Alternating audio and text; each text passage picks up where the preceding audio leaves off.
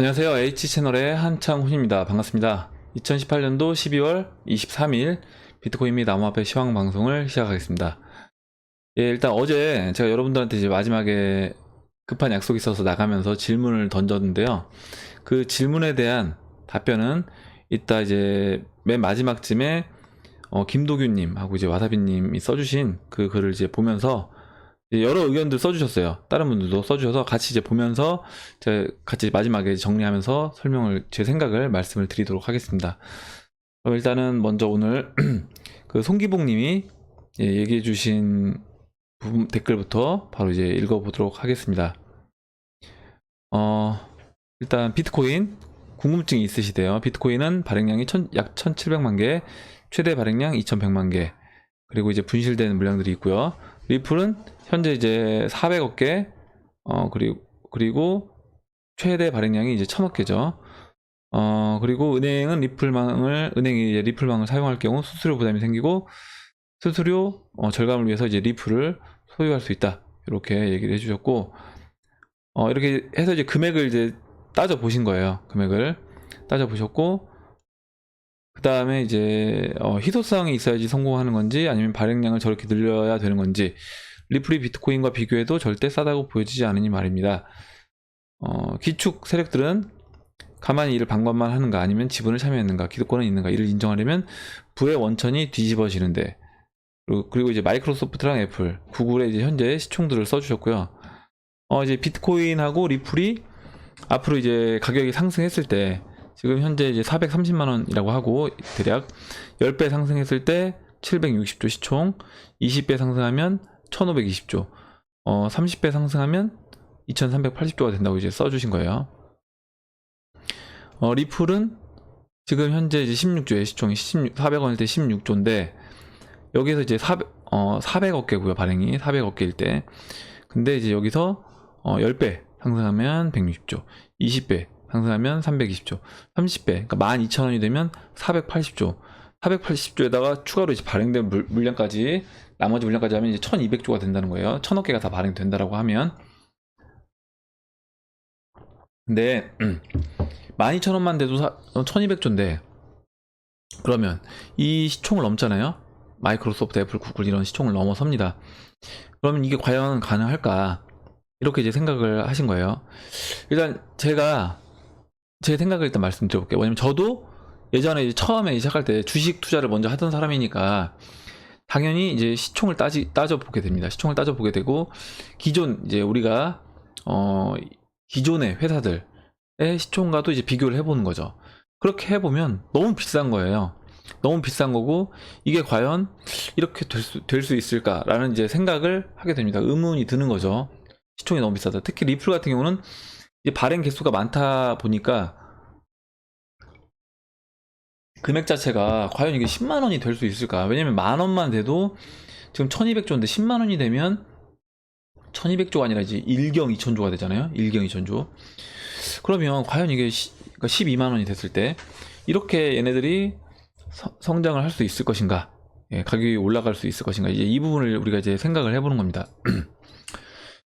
근데 일단 이게 제가 해보니까, 저도 이제 처음에는 그렇게 주식 쪽으로 가치 평가를 하다 보니까 이렇게 따져봤는데, 이거는 어떻게 보면 주식이라기보다는 기존 화폐를 대체한다라는 개념으로 보는 게 저는 더 맞지 않나 이렇게 생각을 했어요. 그래서 기존 화폐 개념을 대체한다. 거기 플러스 지금 빠르게 계속 증가하고 있는 그 미국 정부의 빚을 어떻게 처리할 것인가를 생각을 하다 보니까, 결국에 미국 정부의 빚이 지금 2경 1000조라고 제가 계속 말씀드리잖아요.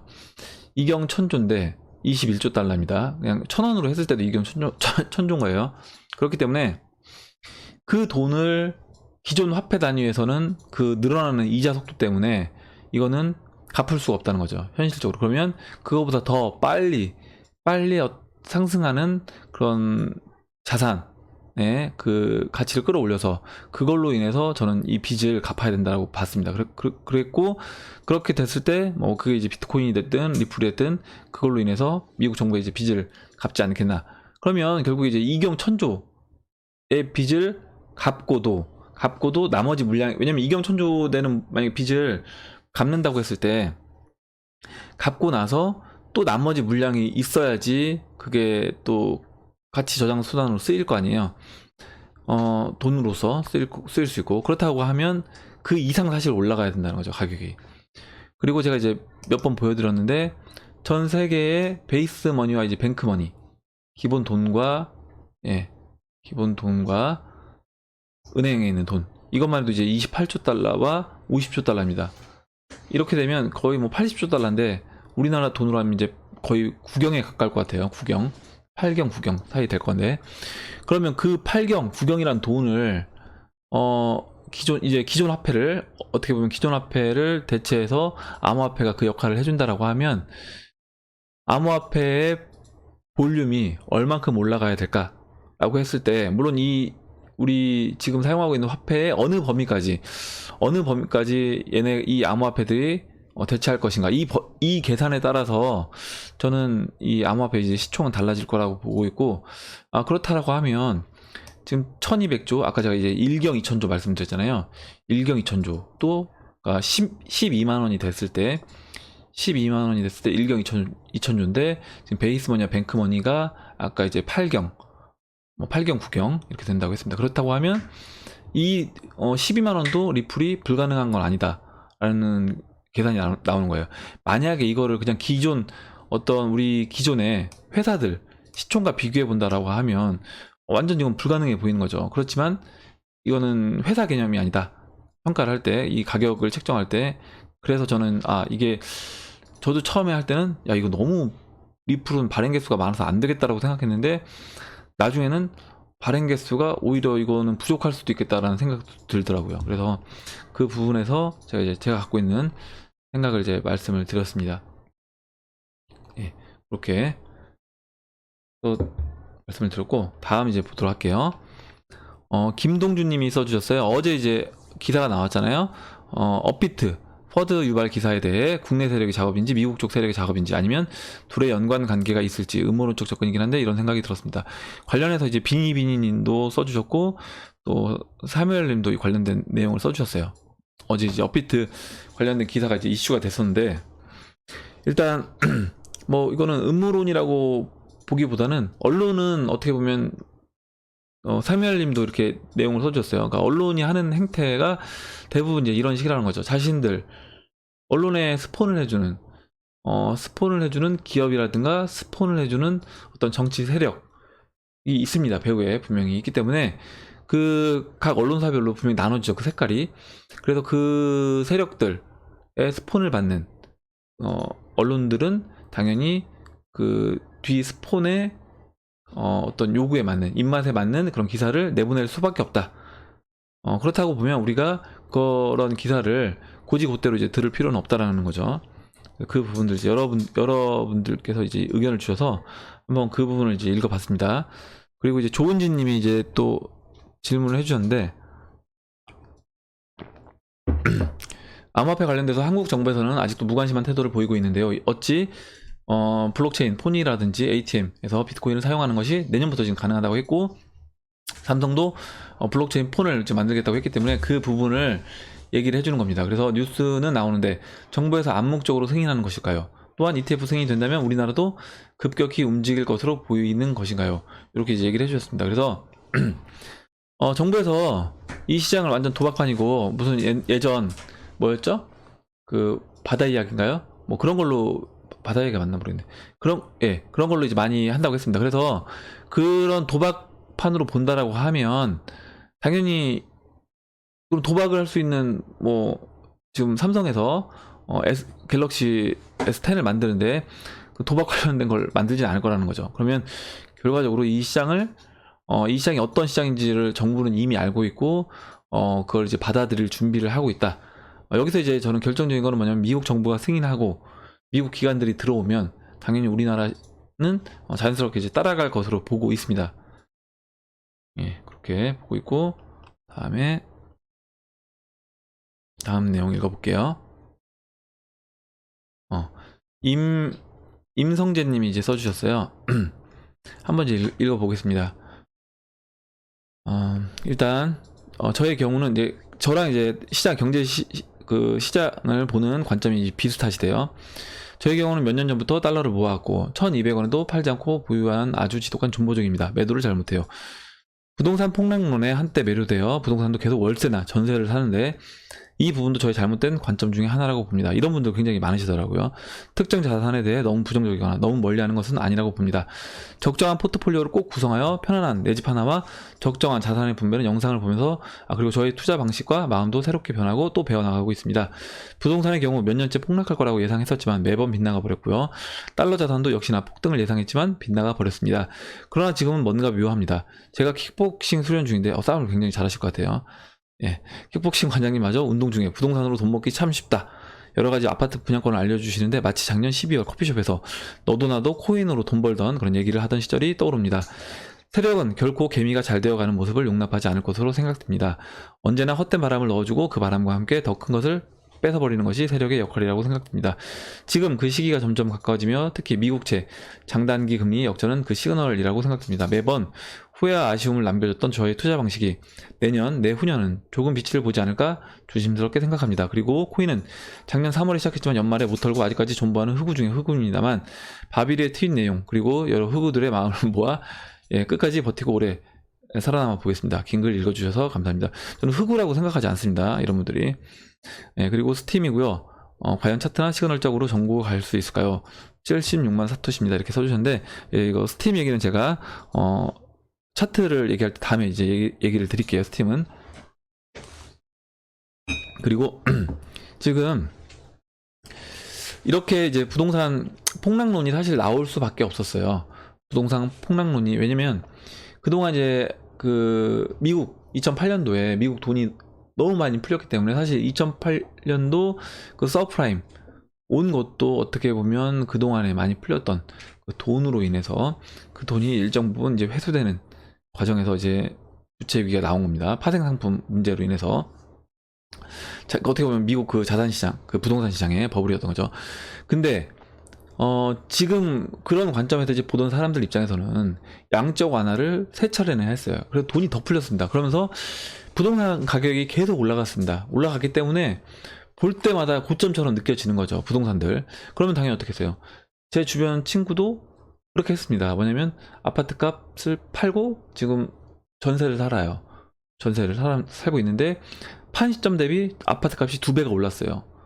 그러면 어떻게 돼요? 이제 멘탈이 어떻게 보면 흔들리는 거죠. 그런데 이게 결국에는 이렇게 이제 반복적으로 하다 보면 사람들이 야 내가 판단을 결국에 잘못한 건가 이렇게 생각이 들 수 있는 겁니다. 근데 그건 아니에요. 그건 아니고 계속 고점 징후가 있어 왔고 그런 식으로 계속 이제 지속이 되었습니다. 위기론은 계속 있어 왔어요. 그러면 이제 그 위기론이 사람들이 위기론에 이제 무뎌진다는 거죠. 무슨 얘기냐면 그 국가부도의 날 영화 속에서 그 증권사 지점장이 그럽니다.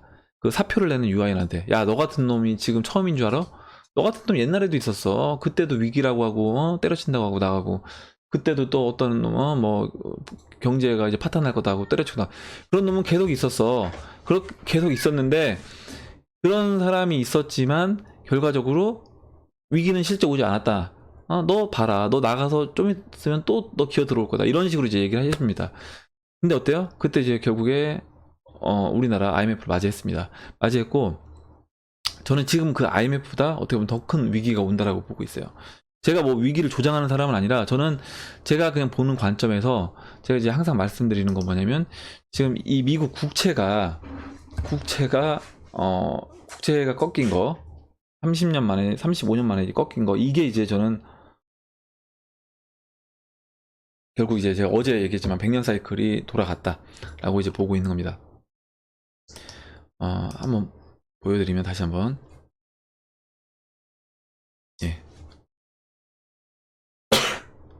그래서 이런 위기론이 우리가 이제 반복된다라고 해서 내 판단이 잘못됐고 위기는 없나 보다 계속 없나 보다 그래서 이제 아마 주식시장도 저는 지금 미국 차트가 깨졌는데 여기서 조금 하락하면 분명히 많이 빠졌다 이제 들어갈 때가 됐다 라고 생각하시는 분들이 꽤 있을 걸로 보고 있습니다. 근데 이제 아마 그렇게 됐을 때는 결국 그게 이제 고점에서 매수하는 형태가 될 수 있다는 거죠. 지금 미국 10년 채권 선물인데요. 보시면 지금 이렇게 꺾였습니다. 꺾였고, 이 꺾인 시점이 2017년 7월이에요. 2017년 7월이기 때문에 사실 이때부터 만약에 뭐 채권 가격이 이렇게 올라가 있는 가격대에서부터는 사람들이 이제 약간 불안함을 느낄 수밖에 없었을 거라고 이제 보고 있고, 근데 이제 그때랑은 다르다는 거죠. 지금은 채권 가격이 이 추세를 벗어났다. 추세를 벗어났기 때문에 이 추세를 벗어난 상태에서는 얘는 진짜 우리가 준비를 해야 된다. 그 위기 상황에 대해서 그렇게 이제 보고 있습니다. 그래서 당연히 어떻게 보면 분명히 이제 야 집은 결국에 무조건 사야 되는 거구나 이렇게 생각하시는 분들이 있을 거예요. 왜냐면 내가 분명히 난 집이 싸다고 생각해서 아니 그러니까 집이 이 정도면 비싸졌고 위기 어떤 아까 얘기했던 부동산 폭락론 이게 몇 년 전부터 계속 있었습니다. 그렇기 때문에 분명히 이제 팔고 나왔는데 계속 오르니까 야 이거 폭락론이 아닌가 보다 하고 집을 지금이라도 사야 되겠다 라고 생각해서 사신 분들이 있을 거예요 분명히. 그런데 이제는 얘기가 다르다는 거죠. 그래서 지금은 이제 얘기가 다르다. 그리고 이렇게 됐기 때문에 사람들이 좀 무뎌졌다. 오히려 이제 그 세력들이 원하는 거는 사람들이 이렇게 이제 좀 무뎌지기를 원한다는 거죠. 많은 사람들이 또다시 제가 쓴 걸 읽어볼게요. 또다시 위기론을 이야기해도 아마 이제 시큰둥하다는 생각을 합니다. 시큰둥하다고. 그리고 이제 그것이 어떻게 보면 세력들이 원하는 그림이겠죠. 하지만 이번에는 이전과는 확실하게 다른 징후들이 보였으므로 머지않아 저는 이제 큰 변화가 있으리라고 보고 있습니다. 이렇게 이제 정리하고 넘어가도록 하겠습니다. 이제 본인이 그 임성재님이 이제 경험담을 써주셨어요. 경험담을 써주셨는데 이제 이 경험이 어떻게 보면은 저는 다른 분들도 다 똑같이 많이 느낄 거라는 거죠. 그리고 이제 지금 암호화폐도 좋은 타이밍에 들어왔기 때문에 물론 고점에서 이제 못 판 게 좀 아쉬울 수 있겠지만 저는 이제 기다리면 좋은 또 때가 올 거라고 이제 보고 있습니다. 다음 이제 그러면 이재훈님이 질문을 해주셨는데 질문 내용은 그거예요. 이제 그 봇들 보면 막 저번에 0.1818 이런 식으로 이제 봇들이 장난치듯이 이렇게 거래를 돌리고 있습니다. 이런 봇 거래는 금지해야 하는 거 아닌가요? 지금도 이런 봇 거래가 많이 이루어지고 있습니다라고 해주셨고 이 부분에 대해서 그 와사비님이 이제 써주셨어요. 와사비님이 써주셨고 제가 이제 저도 썼는데 이제 와사비님 글을 좀 이따가 그 읽으면서 다시 한번 같이 설명드리겠습니다. 그 봇 관련된 그 거래소 봇 관련된 그 프로그램 매매에 대해서 제가 이제 말씀을 드릴게요. 이따가. 그리고 이제 토니팡님이 이제 글을 써주셨는데 재밌는 내용이 있어요. 글에. 그래서 제가 한번 읽어볼게요. 돈은 계속 변화해 왔고 미래에도 종이화폐와 양적 완화를 계속해서 일으켜서 피라미드 맨 위에 있는 기득권층들은 하나의 사회가 움직이는 필요로 하는 모든 인프라를 구성하기 위해 그들의 피와 땀으로 오늘도 열심히 일하는 비트코인과 블록체인에 눈뜬 피라미드 최하단에 있는 서민들을 계속 속이기는 앞으로 힘들 것 같습니다. 근데 대부분 대중들은 그러니까 이미 속고 있는 거죠. 왜냐면 이 암호화폐를 사기라고 생각하고 이거는 없어질 거라고 생각하고 있는 사람들이 대부분이기 때문에 우리나라 5천만 인구 중에서 말씀드렸지만 이 암호화폐 투자하고 있는 사람들이 30만 정도, 40만 정도로 이제 본다고 하면 뭐 이거는 많은 숫자는 아닌 거죠. 1%도 안 되는 거잖아요. 그리고 경제가 어려울 때마다 각국 정부는 화폐를 더 찍어내고 양적 완화를 일으켰고 그로 인해 우리 통장에 이제 1억이 있다면 1억으로 살 수 있었던 선택의 폭은 점점 줄어들고 있습니다. 사람들 대다수가 그것을 인지하지 못하는 거죠. 그러니까 자산이 올라갔다고 생각하는데 결국에 제가 항상 말씀드리는 건 뭐예요? 우리가 자산이 올라갔다고 생각하는 거는 결국에 죄송합니다.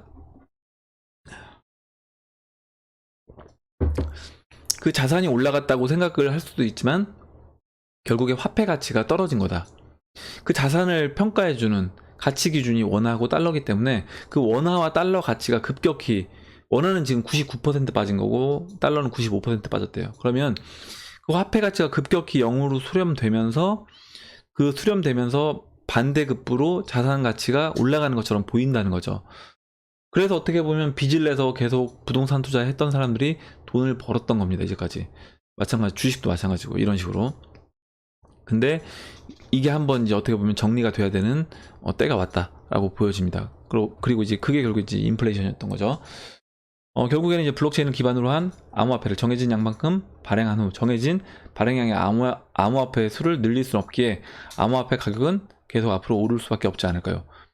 일상생활에서 우리는 현금을 가지고 다니는 것 부담스러워졌고 카드를 선호하게 되었으며 카드조차도 이제 무겁고 가끔 깜빡하는 경우들이 있어서 안드로이드 폰에 NFC 칩을 삽입하여 카드 번호를 입력한 후 스마트폰 안에서 원하는 카드를 선택해서 사용하게 됩니다. 뭐 삼성페이 뭐 이런 게 될 수 있겠죠.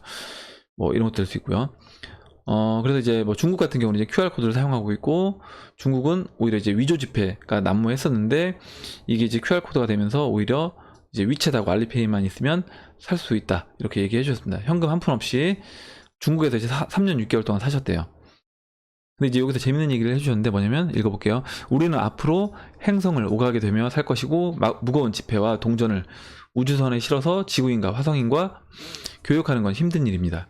우리에게는 이제 의미 있는 숫자가 필요하다. 발행량이 정해져 있고 블록체인 시스템상에서 24시간 365일 언제든 거래할 수 있는 정해진 발행량으로 움직이는 신뢰할 수 있는 암호화폐가 필요합니다.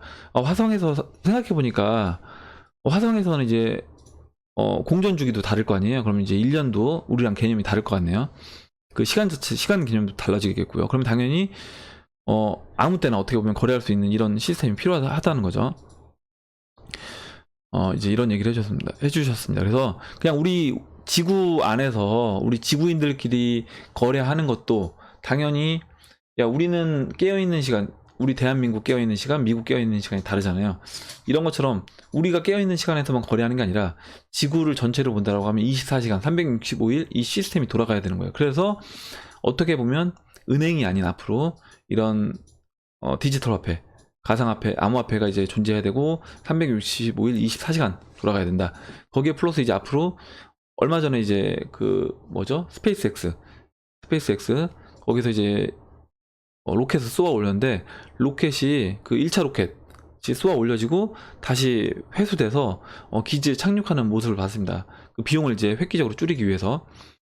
그걸 보면서 야, 진짜 일론 머스크가 얘기했던 화성으로 이제 가서 화성에서도 다시 또 지구로 오고 화성으로 아예 이주를 하고 이런 것도 진짜 머지 않았구나. 그러면 화성에 살고 있는 사람들과 지구에 살고 있는 사람들이 뭔가 경제적으로 돈이 왔다 갔다 한다라고 하면 그 부분에 대해서도 당연히 쓰일 수 있는 그런 화폐가 필요할 거다라고 보고 있습니다.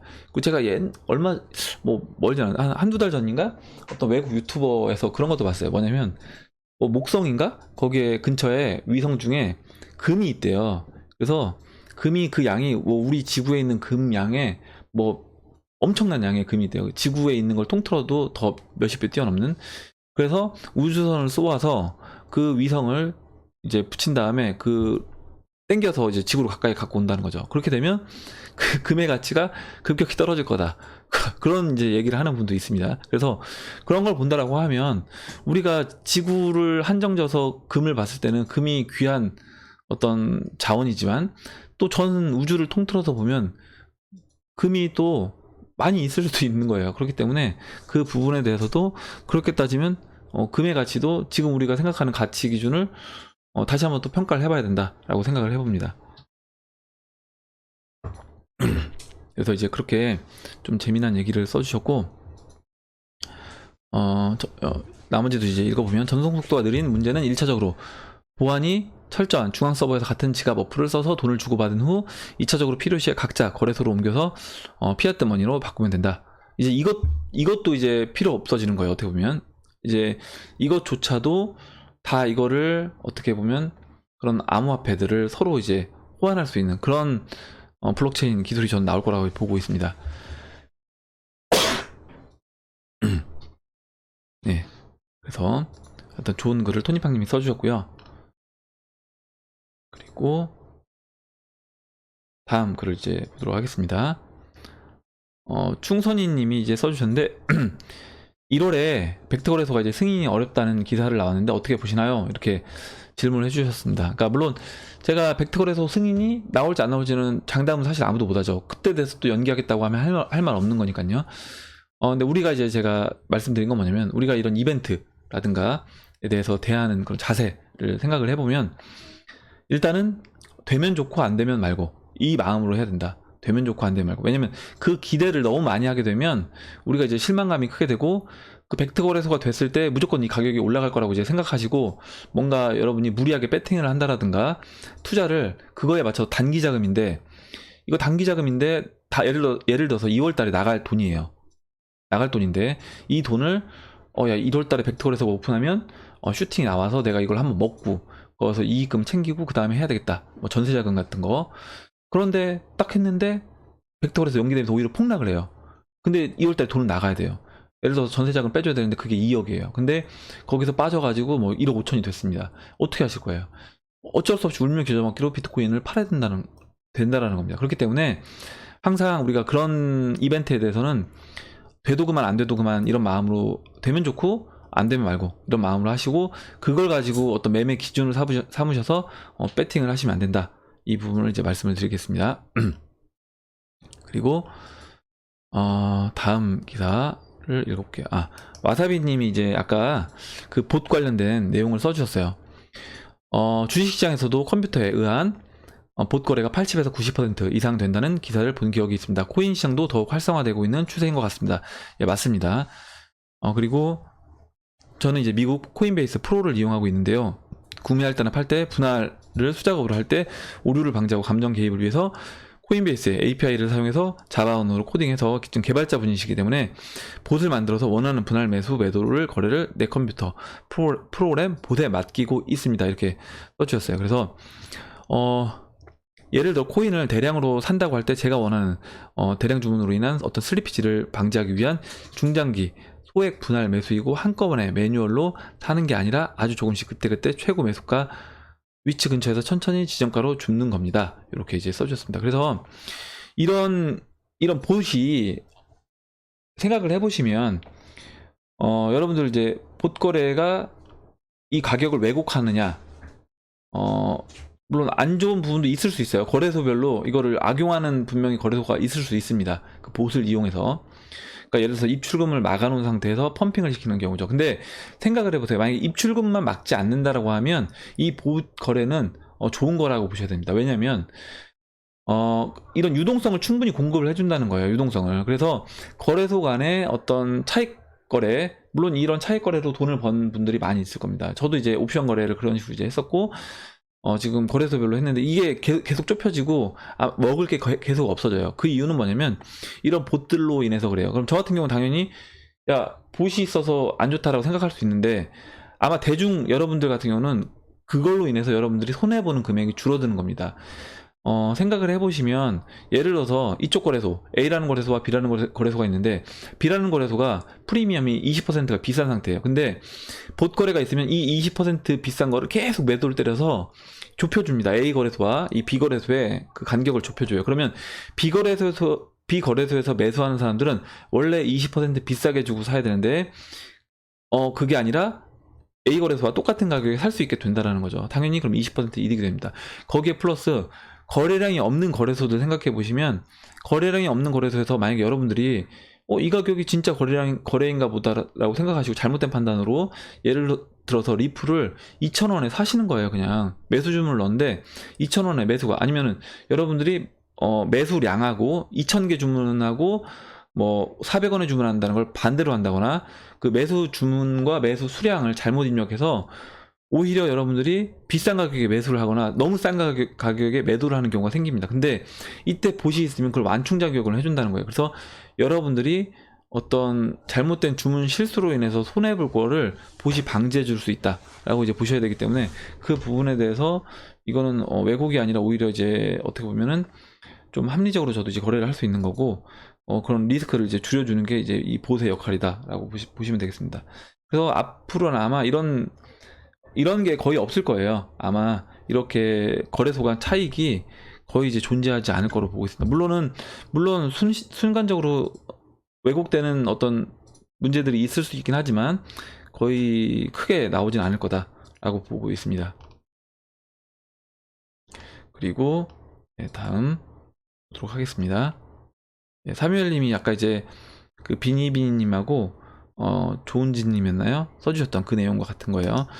그래서 업비트 문제도 중소거래소에서 대해서는 오히려 방관하면서 더 문제가 많은 어제 말씀드렸죠.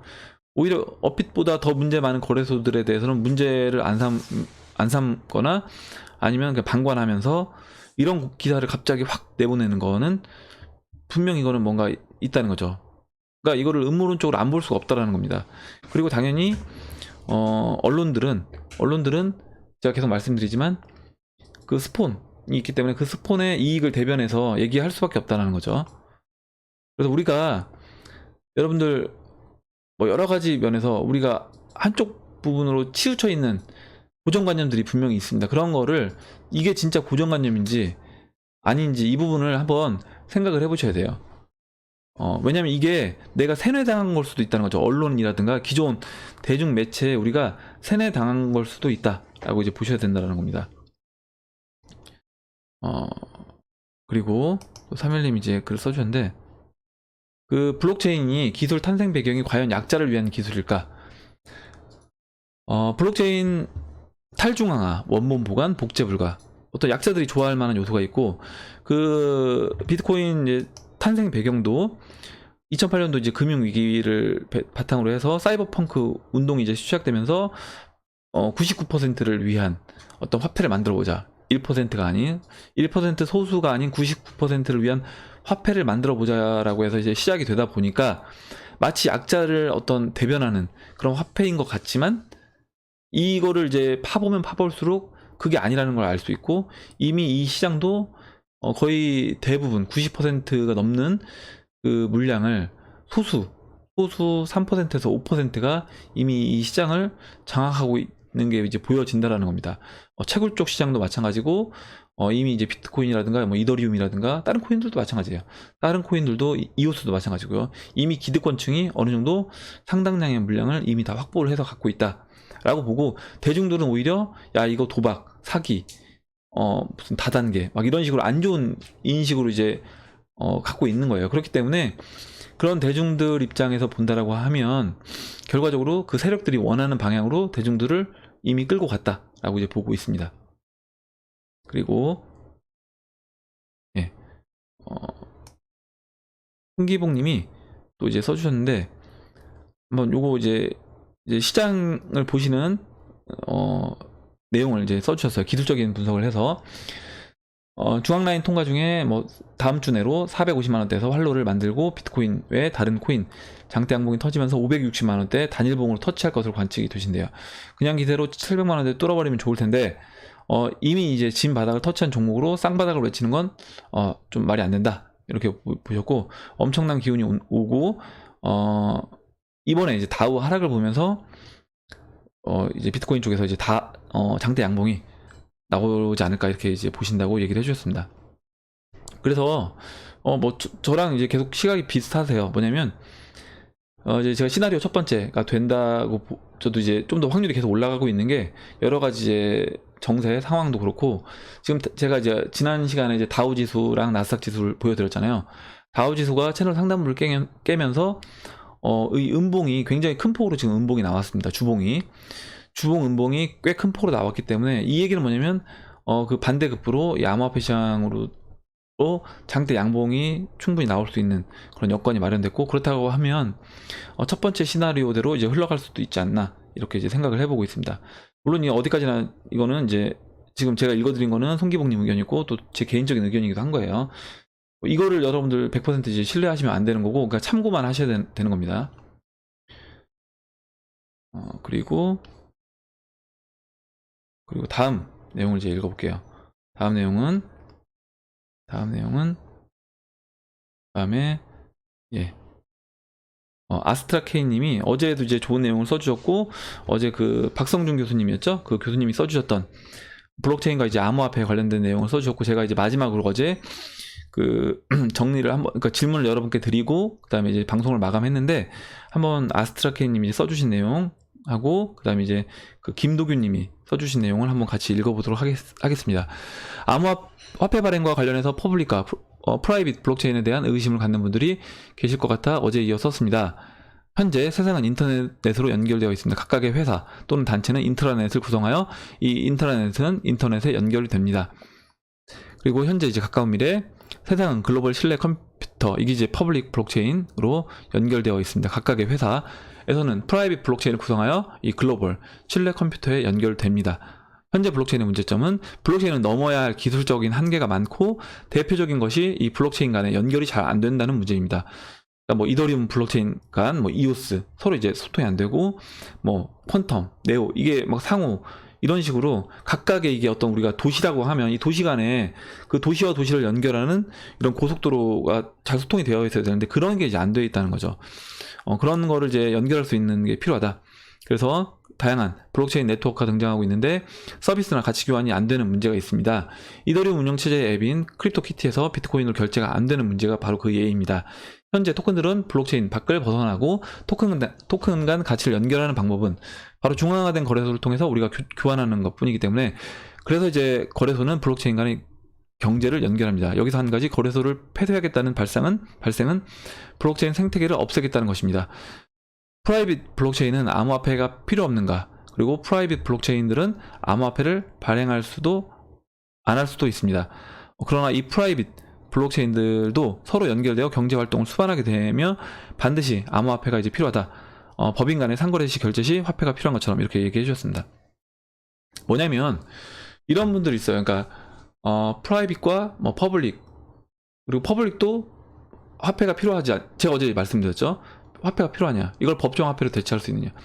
그러니까 뭐냐면 마치 법정 화폐로 대체하면서 이거는 보상이 빠진 거고 블록체인 암호화폐랑 별개의 개념이다라고 보시는 분들이 있는데, 그렇지 않다라는 겁니다. 어찌됐든 그것도 암호화폐로 지급해 줄 거를 법정화폐로 전환한 것 뿐인 거고, 결과적으로 우리가 그러면 왜 블록체인을 하냐는, 제가 결국에 이제 이 부분을 이제 말씀드리고 싶은 부분이에요. 그래서 이 부분을 마지막으로 이제 그 김도균님이 써주신 내용을 읽어보면서 제가 이제 같이 얘기를 해보겠습니다. 그 전에 이제 임경원님이 미중 무역전쟁이 90일간 휴전 상태이고, 중국의 시장 개방 압력과 중국의 외환위기 가능성을 엿볼 수 있다.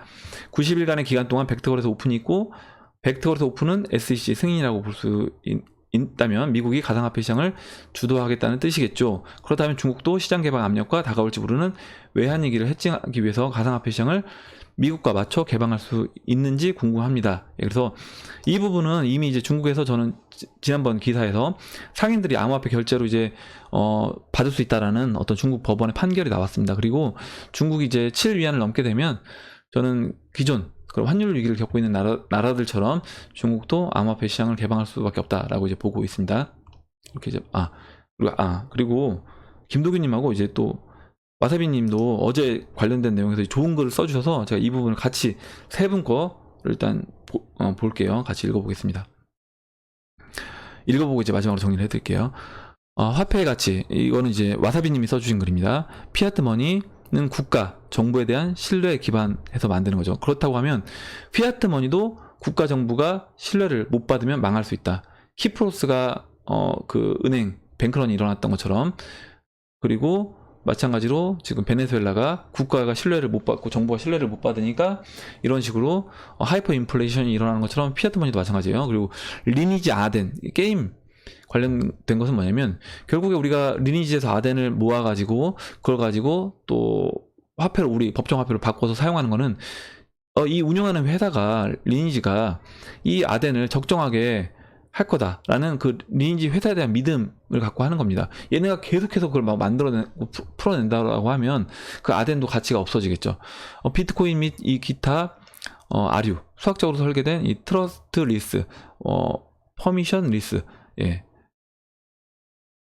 퍼미션 리스, 시스템, 중복 결제 위험 없이 가치를 인터넷으로 신속 전달, 중간 매개체의 허락 필요 없음, 이렇게 써주셨습니다. 그래서 이 비트코인 같은 경우는 일단 이게 원본이 확실하다.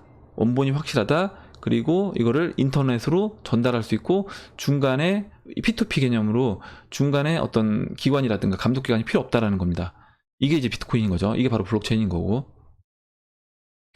그래서 이제 내용을 써주셨고, 오히려 사토시 나카모토가 사라진 오리지널 비트코인이 업그레이드 유혹에 저항하며 원본 코드를 계속 가져가는 이 흐름이 오히려 좋게 보일 때도 있습니다 라고 얘기를 해주셨습니다. 그리고 은행하고 이제 우체국, 코인 얘기를 해주셨는데, 은행에 돈을 넣어두면 그 금액을 다시 찾을 수 있는 것이라는 믿음, 이게 이제 은행 그 믿음이 없어지면 뱅크런이 일어나는 거죠. 그리고 우체통에 편지를 넣어두면 그 우체국이 수신자에게 내 우편물을 전달해 줄 것이라는 믿음. 그게 없으면 우체통에 집어넣지 않겠죠. 코인은 아마도 이 트러스트리스, 퍼미션리스 시스템에 대한 믿음을 가진 대규모 집단이 만들어질 때가 아닐지요. 그러면 국가 정부 경계를 넘어선 스마트 컨트랙트 운영되는 메타 국가가 나오는 건 아닌지 모르겠습니다. 라고 이제 써주셨고, 제가 이 부분에 대해서 좀 내용을 썼는데 한번 읽어볼게요. 일단 키프로스 사태처럼 은행의 신뢰를 깨버리는 순간 뱅크런이 일어날 것을 보면서 국가에서 기업들은 파산을 시켜도 대형은행은 부실하더라도 어떻게든 살리는 것을 보면 그만큼 은행이 무너졌을 때 그에 따른 국가 신뢰도 하락, 여파는 상상을 초월한다고 이제 생각합니다. 키프로스가 아닌 중국, 독일, 브라질과 같은 경제 규모가 큰 나라에서 뱅크런이 일어나게 되면 그에 따른 기존 금융권에 대한 사람들의 불신도 크게 일어날 것이라고 이제 보고 있고요. 미국에서 이제 이더리움 기반 도시를 만들고 중국에서 네오와 퀀텀 기반 4차 산업 도시를 만들고 있습니다. 그러면 정확하게 코인 이름이 나오진 않았지만 이제 중국 기반 관련된 코인이라고 하면 이렇게 얘기할 수 있다는 겁니다. 예를 든 거예요, 그냥. 그리고 이제 VR의 발전 속도로 인해 멀지 않은 미래에서는 육체는 한국에 있지만 실제 삶은 가상세계, 기업형 메타 국가 안에서 그 영화 같은 삶을 사는 날이 멀지 않았다는 생각도 드네요. 무슨 얘기냐면 지금 이제 VR로 우리가 한 곳에 모여 있다라고 하면 결국에 전 세계 사람들이 그게 어떤 게 될지 모르겠지만 어떤 플랫폼이 될지 모르겠지만 그 VR 플랫폼 안에서 그 메타 국가 그 안에서 이제 삶을 살 수 있다. 몸은 대한민국에 있고 몸은 미국에 있지만 제가 와사비님하고 같은 공간에서 일을 할 수도 있는 날이 올 수 있다는 거죠. VR 가상세계라고 하면 제가 그 아바타로 들어가서 그 아바타를 통해서 와사비님을 만나서 거기서 같은 공간에서 일을 하고 현실 세계에서는 다시 우리나라에 있고 저는 우리나라에 있고 와사비님은 미국 계시고 이런 식으로 그런 날이 올 수 있다라는 겁니다. 그래서 그 플랫폼이 이오스 플랫폼이 될 수도 있는 거고요. 이더리움 플랫폼이 될 수도 있는 거고 어떤 플랫폼이 될지는 아직까지는 모르겠지만 그 플랫폼 그러니까 지금 유튜브에서 많은 시간을 제가 보내고 있고 또 유튜브에서 여러분들도 많은 시간을 보내고 있는 것처럼 앞으로 지금 유튜브뿐만 아니라 삶 자체를 그쪽으로 이제 우리가 VR 기기를 끼고 들어가서 거기서 이제 보내는 시간이 점점 많아질 거다. 이게 5G 그리고 4차 산업혁명 돼서 인공지능 AI 인공지능 AI죠. 그리고 이제 이 블록체인 관련된 이런 기술들이 급격하게 성장하면서 저는 이제 그렇게 될 거라고 이제 보고 있습니다. 마지막으로 이제 김도균님이 써주신 내용을 한번 읽어볼게요. 블록체인이 왜 필요할까에 대한 제 의견입니다. 제일 중요한 부분은 탈중앙화에 따른 보상이겠죠. 기업은 현재 네트워크를 유지하기 위한 서버 보안, 유지 증설에 관한 비용을 절감할 수 있습니다. 소비자로 하여금 네트워크를 구성하게 하고 이를 코인으로 보상을 지급하는 것이죠. 단 이 코인은 P2P 거래 가능한 마일리지 개념이 될 것입니다. 사용처를 정해놓고 사용하는 것이죠. 내가 필요하면 사용하고 필요 없으면 P2P로 거래하고. 이에 앞서 분명 기술 발전이 이루어질 것으로 보입니다. 지금은 컴퓨터를 켜놔야 노드를 구성할 수 있지만 앞으로 랜선과 전원만 공급하면 노드를 돌릴 수 있는 여러가지 코인을 담을 수 있는 지갑 단말기가 나올 것입니다. 셋업 박스처럼요. 그럼 이용자는 별도로 노동 없이 365일 24시간 노드를 구성할 수 있겠죠. 예.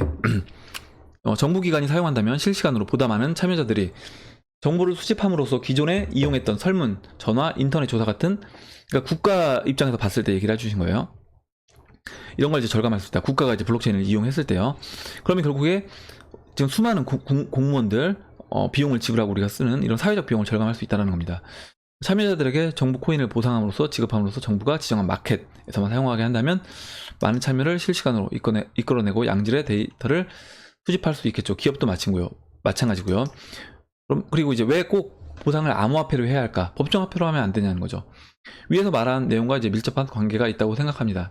정부든 기업이든 어떠한 단체든 간에 많은 이용자들이 참여를 이끌어내기 위해서는 보상이 필요하다.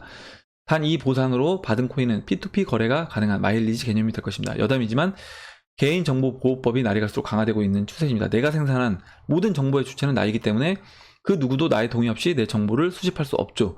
하지만 코인으로 보상받는 것에 동의하고 내 정보를 제공할 수 있습니다. 당연히 이게 돈이라는 거죠. 그래서 이제 예를 들어 택시회사 예를 들어주셨어요. 택시 회사는 고객들의 시간대, 구간별, 성별, 연령별 이용 현황이 알고 싶습니다. 그러면 승객들을 대상으로 동의를 얻어 출발지에서 목적지까지의 정보를 얻어 코인을 보상으로 지급해 줄 수 있겠죠. 이게 아마 이제 무인 자동차로 바뀌면서 뭐 우버 같은 회사들이 무인 자동차를 이용해서 자동차를 어디에 많이 배차를 해 놓고 있어야지 자동차의 그 이동 경로를 최소화시키면서 최대한 많이 사람들을 이동시킬 수 있는 건지 이제 아마 이거를 이제 AI가 계산해서 비용을 저는 절감할 수 있을 것이라고 이제 보고 있습니다. 그렇게 해서 이제 써주셨고요. 예, 그래서 이렇게 써주셨는데 제가 좀 정리를 해보면 이거 같아요. 뭐냐면 결국에 이제 국가가 블록체인을 국가 시스템이 어떻게 우리가 움직여지는지를 보면 국가는 국민들로부터 세금을 걷습니다. 세금을 걷고 그 걷은 세금으로 기반 시설 그리고 국민들 복지를 하고 그리고 또 국방비도 쓰고 치안 문제도 해결하고 뭐 불난데 이제 불 끌어가온 소방관한테 월급도 주고 그런 장비도 사고 소방수도 만들고 이렇게 합니다. 복지도 쓰고 있죠. 그럼 결국에 그 안에는 그 안에서 역할을 하는 사람들한테 어떤 보상을 주고 있고 그 보상은 결국에 국민들의 세금을 걷어서 하는 겁니다. 이 안에서 돈을 번 기업들도 세금을 많이 내고 있죠. 그 기업들한테 벌어서 하는 거예요. 이걸 똑같이 생각해 보시면 되는 겁니다. 이오스 뎁도 마찬가지예요. 이오스 프로그램, 이오스 뭐라죠? 이오스 안에서 이오스 생태계 안에서 이오스 그 생태계 안에서 어떤 뎁이 나왔어요. 그러면 그 이오스 생태계 안에서 그 뎁이 활성화되면 그 뎁은 당연히 이오스를 많이 사고 그 많은 이오스를 이제 갖고 있으면서 그걸로 인해서 어떻게 보면 그 자신의 뎁을 운영을 합니다. 돈을 벌고 있죠. 돈을 벌어서 세금을 내는 게 이오스를 추가적으로 구매하는 거라고 이제 보시면 되는 거예요.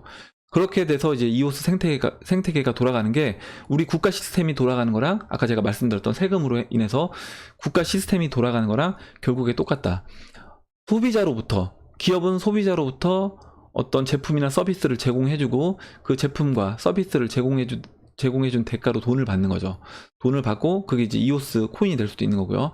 그걸 받고 다시 그걸 가지고 직원들 급여를 주고 다시 또 성장을 하고 또 기업을 더 확장하고 또 뭐 임대료라든가 이오스를 추가로 구매하는 비용으로 이제 쓰는 겁니다. 그게 이제 기업이 되는 거죠. 그러면 결국에 우리가 생각을 해보시면 될 것 같아요. 그럼 기존 시스템도 잘 됐어요. 기존 구글도 잘 돌아가고 있습니다. 기존 페이스북도 잘 돌아가고 있어요. 네이버도 잘 돌아가고 있었는데 왜 우리가 그럼 굳이 블록체인으로 넘어가야 될 것인가?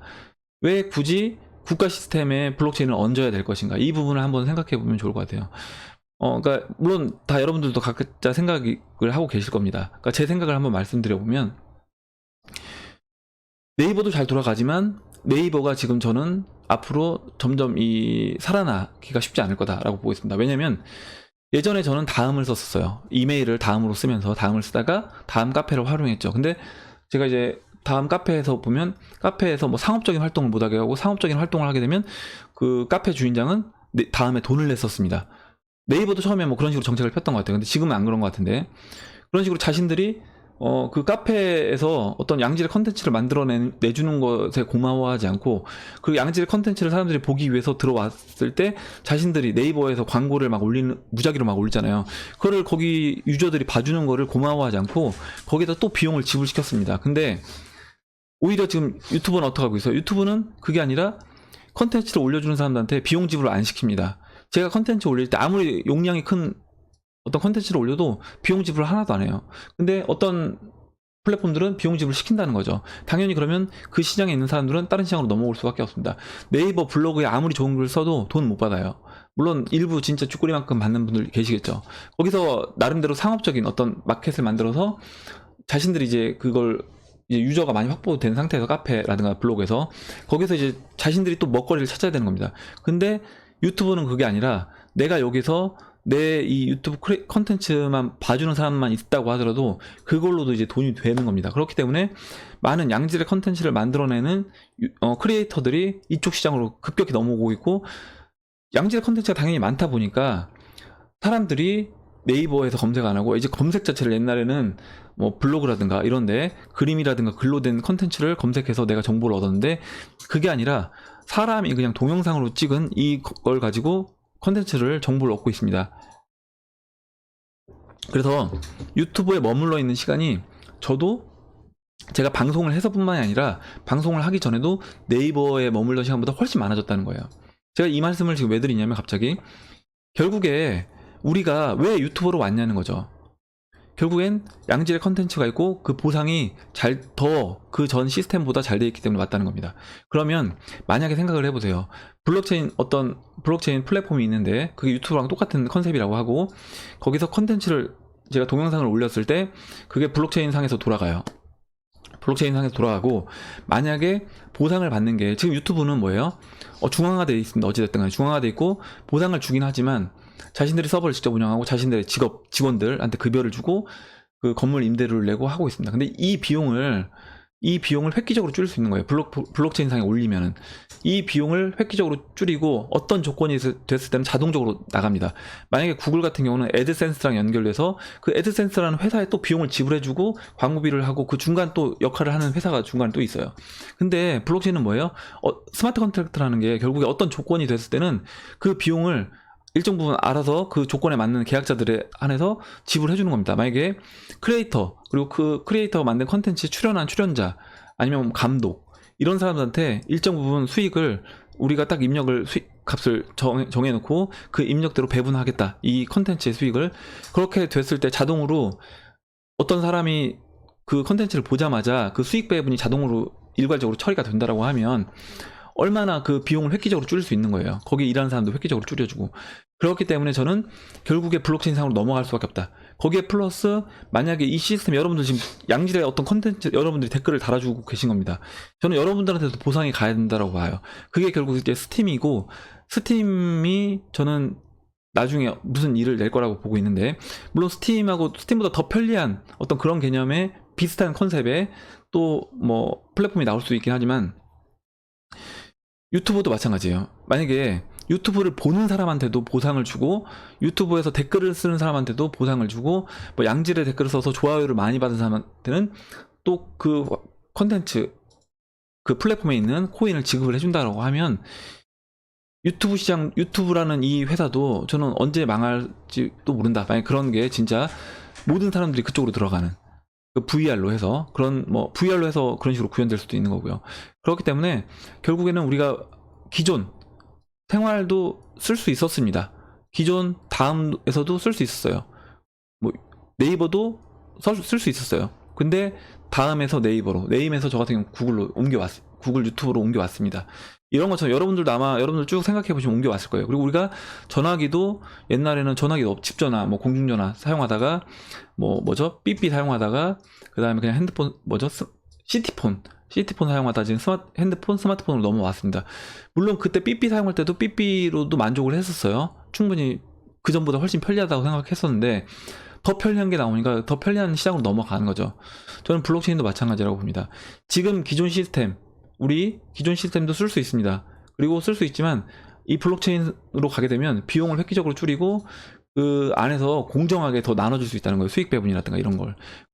그렇다라고 하면 우리가 이 가상화폐, 암호화폐로 이 시장은 저는 넘어올 수밖에 없다라고 보고 있고 그 안에서 암호화폐 이 경제적인 이 개념은 뗄래야 뗄 수 없는 거예요. 지금 이 유튜브로 넘어오는 게 결국에 보상 때문에 넘어오는 겁니다. 대부분 크리에이터가 넘어오고 있는 거는 보상 때문에 넘어오고 있는 거예요. 물론 아닌 사람들도 있겠지만 내가 좋아서 하는 사람들도 있고 어떤 다른 목적이 있어서 하는 사람들도 있지만 대부분 내 회사를 홍보하거나 아니면 내 제품을 홍보하거나 아니면 내가 하고 있는 일을 얘기해 주거나 이렇게 하기 위해서 이 유튜브 시장으로 넘어오고 있습니다.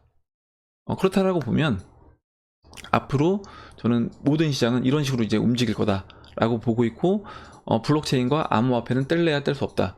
뗄 수 있다는 분은 결국엔 뗀다고 하더라도 법정화폐로 지급을 해줄 거예요. 그 보상에 대해서. 그러면 결국 보세요. 법정화폐로 보상을 해주면 일이 더 많아지는 겁니다. 법정화폐로 보상해주려면 어떻게 돼요? 결국에 누군가 처리를 해줘야 돼요. 전산으로 또 다른 어떤 조건을 만들어서. 근데 우리가 블록체인을 쓰는 이유는 뭐예요? 어떤 조건이 됐을 땐 자동으로 그 스마트 컨택 기능을 이용해서 자동으로 그 보상을 지불해주는 겁니다. 인건비라든가 걸리는 시간을 획기적으로 줄일 수 있는 게 바로 이 블록체인인데 여기에 법정화폐 보상을 넣어서 해놓고 이거는 블록체인이고 이거는 법정화폐로 지급했으니까 여기에는 코인 개념이 안 들어갔다라고 얘기하는 거는 이거는 잘못된 거다. 잘못은 아니라고 하더라도 이거는 좀 제 생각과는 좀 다르다라고 보고 있습니다. 그래서 저는 그것도 보상인 거고 결국에 그 보상에서 좀 더 경쟁력 있는 플랫폼이 결국에는 살아남을 수밖에 없다라고 이제 보고 있습니다. 굉장히 오래 좀 얘기를 했는데 하여튼 이 부분에 대해서 제 생각을 오늘 얘기를 했고 여러분들도 아마 분명히 여러분들 의견이 있고 또 궁금하신 거 질문들 있을 거라고 이제 보고 있습니다. 그 부분에 대해서 여러분들 오늘 또 영상 뒤에 댓글로 이제 달아주시면 감사하겠고 오늘 진짜 좋은 댓글들이 너무 많아서 제가 이거 소개를 안 시켜드릴 수가 없어서 좀 길게 했지만 다 여러분들한테 도움이 되셨을 거라고 보고 있어요. 그리고 여러분들 진짜 수준이 너무 높으셔서 제가 보면서 저도 계속 배우고 있습니다. 배우고 있고 일단 댓글 달아주신 분들에게 다시 한번 감사 말씀을 드리고 댓글 다신 분들도 진짜 저는 블록체인 이런 회사가 나와서 다 보상을 받으셔야 된다고 보고 있습니다. 예, 그러면 이상으로 2018년도 12월 23일 비트코인 및 암호화폐 시황 방송을 마치도록 하겠습니다. 여러분 도움이 되셨다면 좋아요와 구독 버튼 그리고 알림종 버튼을 눌러주세요. 감사합니다.